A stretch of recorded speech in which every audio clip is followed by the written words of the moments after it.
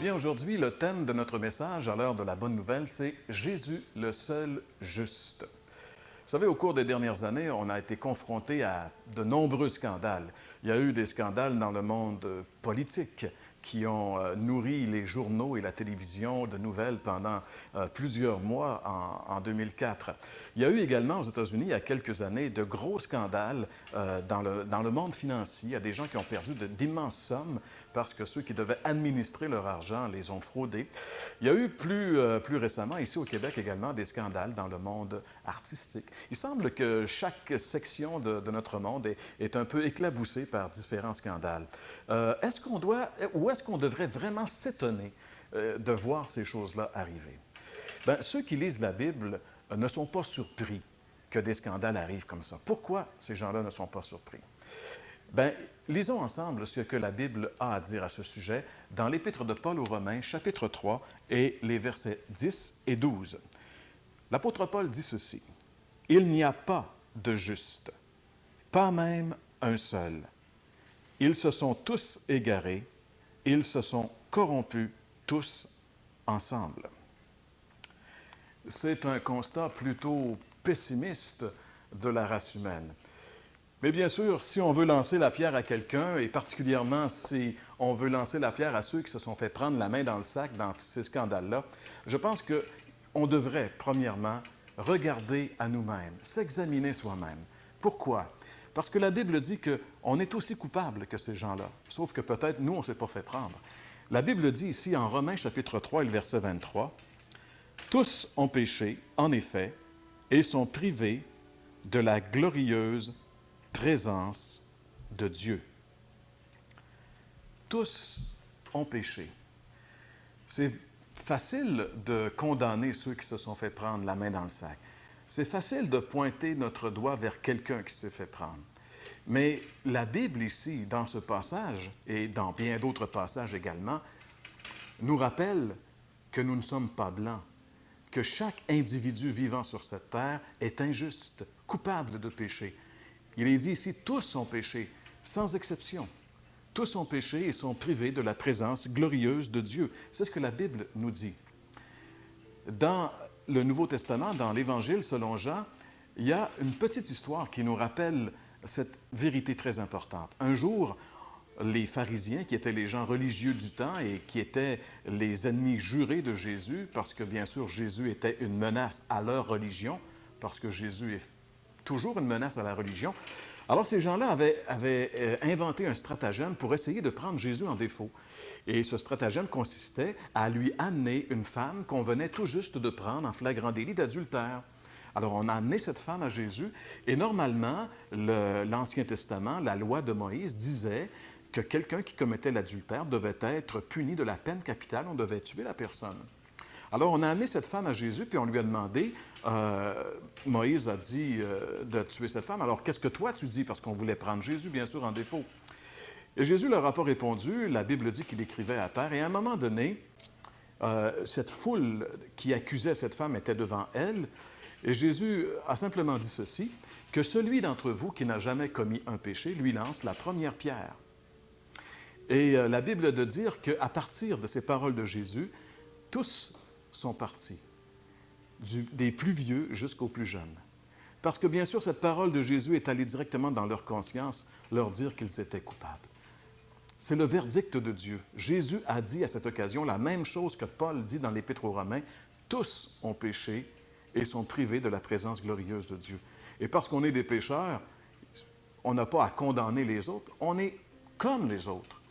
Peut-être qu'on n'a pas commis de meurtre, peut-être qu'on n'a pas commis de crimes crapuleux, mais nous avons en nous le potentiel de faire ces choses-là. Vous savez, la Bible dit que le seul juste qui ait jamais marché sur notre terre, c'est Jésus. La Bible l'appelle le juste. Non pas un juste, mais le juste. Jésus est donc le seul qui a porté le titre de juste, le seul qui a marché sur cette terre. Et personne n'a jamais été capable de prendre Jésus en défaut. Même un jour, Jésus a lancé le défi à ceux qui l'accusaient. il leur a demandé, « Qui de vous me convaincra de péché? Qui de vous pourra trouver quelque part quelque chose que j'ai fait mal? » Vous savez, on a déjà dit que chacun d'entre nous, on a un peu un squelette dans notre garde-robe, c'est-à-dire que, et c'est la raison pour laquelle des fois on fait chanter les hommes politiques, etc.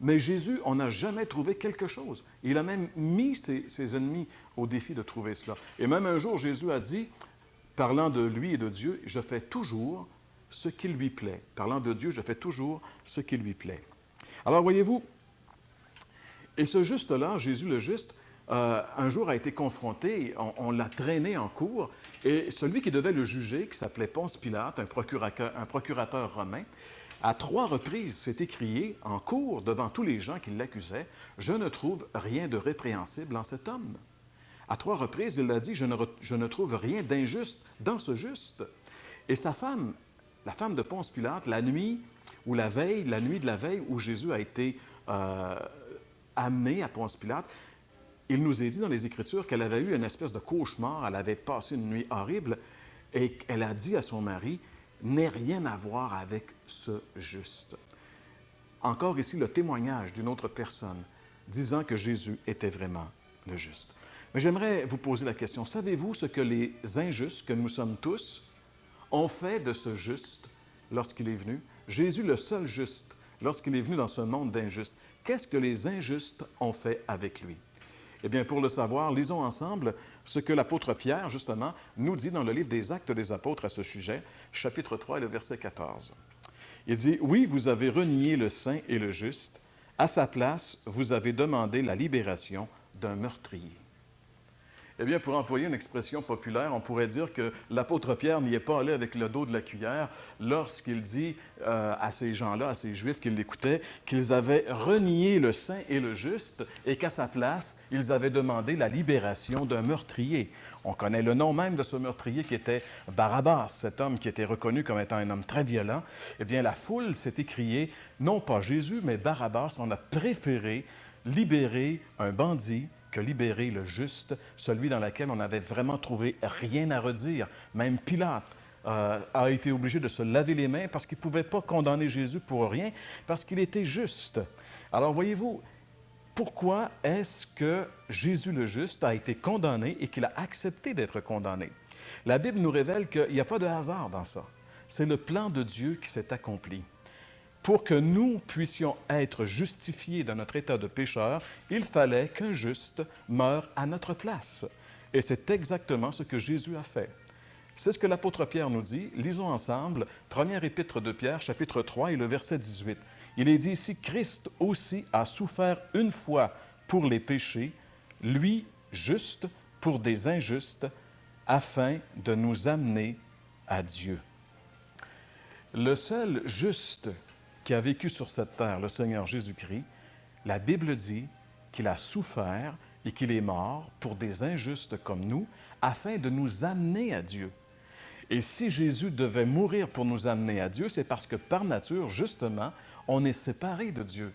La Bible dit « Tous ont péché et sont privés de la présence glorieuse de Dieu. » Alors voyez-vous, pour que notre salut soit accompli, il fallait un sacrifice parfait. Il fallait que celui qui vienne nous sauver soit entièrement et parfaitement juste. Et le seul qui pouvait vivre une vie comme celle-là, bien sûr, c'était Jésus lui-même. Jésus qui a quitté le ciel, qui est venu sur cette terre, qui a pris un corps semblable au nôtre, qui a vécu une vie d'une trentaine d'années. En fait, il est mort à 33 ans. Il a vécu une vie privée de 30 ans et une vie publique de 3 ans.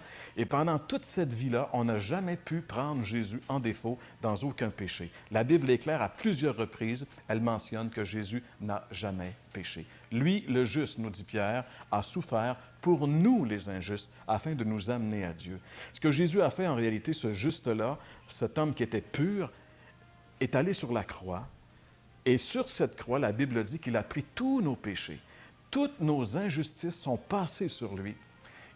Et il a été frappé de Dieu. La Bible dit, le châtiment qui nous donne la paix est tombé sur lui. Quand Jésus était sur cette croix, il y a 2000 ans, ce n'est pas les hommes qui le châtiaient, c'est le Père qui châtiait le péché en lui, à notre place. Et tous ceux qui croient en lui, tous ceux qui mettent leur confiance en lui, il se passe quelque chose d'incroyable et de merveilleux que la Bible révèle. Il se produit un échange, c'est-à-dire la justice de Jésus devient la mienne et mon injustice passe sur lui. À la croix, il y a un échange. Pour le croyant, tous ceux qui croient en Jésus, la Bible dit, sont justifiés de tout péché. Dieu ne leur reproche plus rien, comme il n'avait rien à reprocher à son Fils qui a vécu une vie juste, sainte et parfaite. Alors la question que j'aimerais vous poser en terminant, c'est est-ce que vous croyez véritablement que Jésus a donné sa vie pour vous? Est-ce que vous croyez que Jésus est le seul juste qui ait jamais passé sur cette terre? C'est ce que la Bible dit, mes amis. Et la Bible dit plus, le juste, le seul juste, a souffert horriblement et il est même mort pour l'injuste que je suis et les injustes que vous êtes aussi, afin qu'en croyant en lui, nous puissions devenir justes. C'est la seule façon pour nous d'être sauvés. Oui, mes amis, on ne peut pas autrement parce que nous sommes tous des injustes.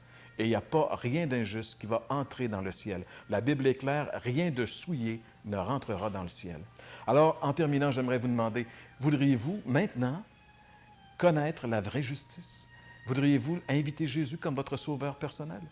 Peut-être vous me dites, oui, j'aimerais ça, qu'est-ce qu'il faut que je fasse? Bien, la Bible dit simplement qu'on doit reconnaître, premièrement, qu'on est pécheur.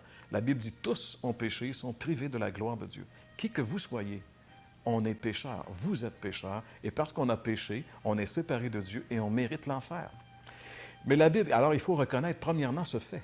Deuxièmement, la Bible dit que Dieu nous a tellement aimés qu'il a donné son Fils unique afin que quiconque croit en lui ne périsse pas, mais qu'il ait la vie éternelle.